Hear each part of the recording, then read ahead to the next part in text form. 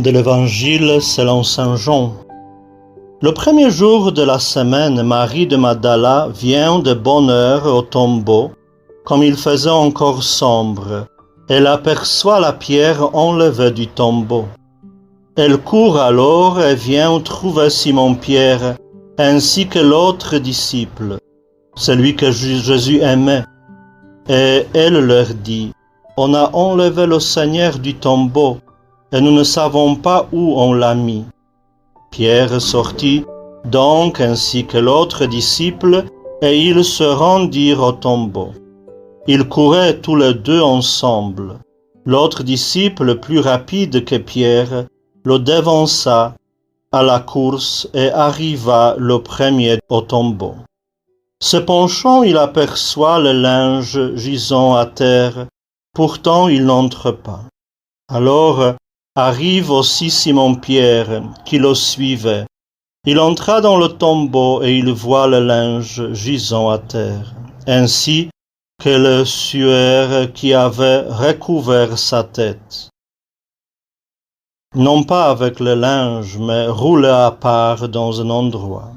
Alors entra aussi l'autre disciple, arrivé le premier au tombeau, il vit et il crut. En effet, il ne savait pas encore que, d'après l'Écriture, il devait ressusciter d'entre les morts. Les disciples s'en retournèrent alors chez eux.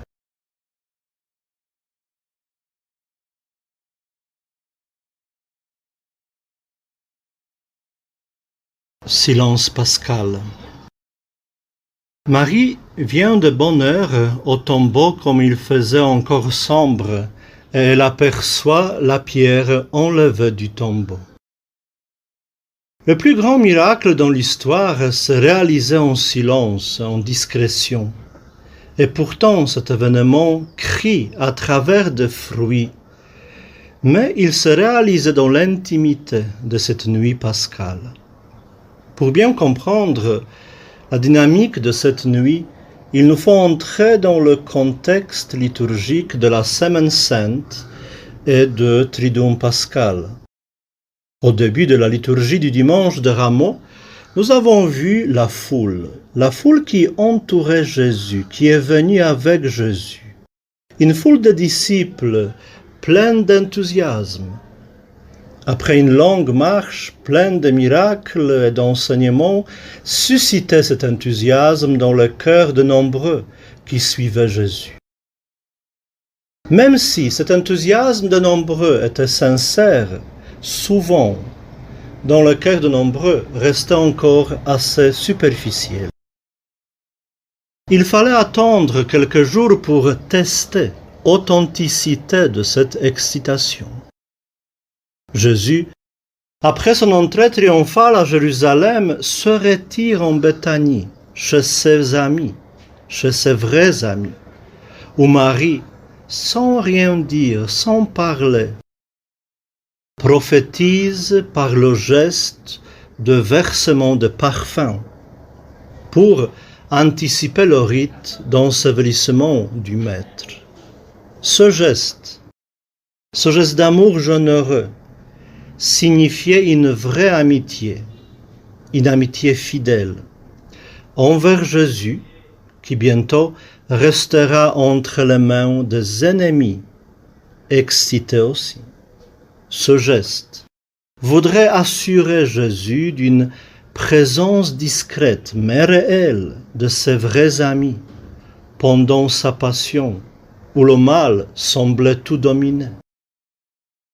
Une autre foule, aussi excitée, commence à crier « Crucifie-le, crucifie-le » Pendant la confrontation directe, quand les forces du mal se jettent contre le Maître, les disciples s'éloignent, prennent distance ou même trahissent le Maître.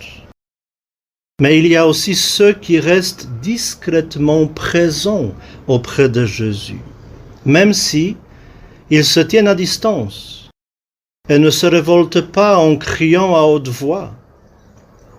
Saint Luc a remarqué un détail dans la passion du Christ. tous ses amis se tenaient à distance, ainsi que les femmes qui l'accompagnaient depuis la Galilée et qui regardaient tout cela. Donc, comment comprendre tout cela? Il y a deux sortes de distance et deux sortes de silence. Celui de la peur, de la fuite, distance de la trahison et de manque de témoignage. Mais aussi, il y a distance positive, distance qui cherche à mieux comprendre les événements dans lesquels on se retrouve. Pierre, il a pris de distance plutôt de la peur. C'est pourquoi c'est le coq criait à sa place. Selon ce que Jésus a dit à la fin de l'entrée triomphale à Jérusalem, Jésus disait, « S'ils se taisent, les pierres crieront. » Et le coq a remplacé Pierre qui manquait du courage, qui s'enfuit dans ce silence de la peur. Mais dans la foule à Jérusalem se trouvaient les femmes qui restaient silencieuses et regardaient tout ce qui se passe de manière contemplative, qui n'ont pas fui en silence, mais qui restaient en silence pour mieux comprendre ce qui se passe. Et grâce à cette distance et ce silence, qui cherche à trouver un sens caché de ce spectacle de la mort de Jésus, comme l'appelait Saint Luc, très tôt matin, après la fête de sabbat, ces femmes sont allées vers Jésus en silence. Grâce à cette attitude contemplative, elles étaient disposées à accueillir la nouvelle annoncée par les anges, que celui qui était mort, il ressuscitait. Et elles ont cru et commencé à témoigner, commencé à crier. Par contre, les apôtres qui ont pris de distance et ils s'enfuient dans le silence de la peur pendant la passion de Jésus, ils ont eu la difficulté à croire à cette nouvelle racontée par les femmes contemplatives. Quelle est la conclusion? Les plus grandes interventions divines dans notre vie, ces interventions ont besoin de notre silence et de distance contemplative pour pouvoir comprendre la signification et le message offert à notre vie, transmis dans nos expériences. Le mystère a besoin de silence. Donc tout en chantant aujourd'hui Alléluia Pascal, tout en chantant avec enthousiasme, restons recueillis pour bien capter ce message de la résurrection. Pour que notre Alléluia d'aujourd'hui ne soit pas comme Hosanna de la foule de début de la Semaine Sainte. Que cet enthousiasme soit profond et authentique, prêt à affronter de nouvelles épreuves. Bonne fête.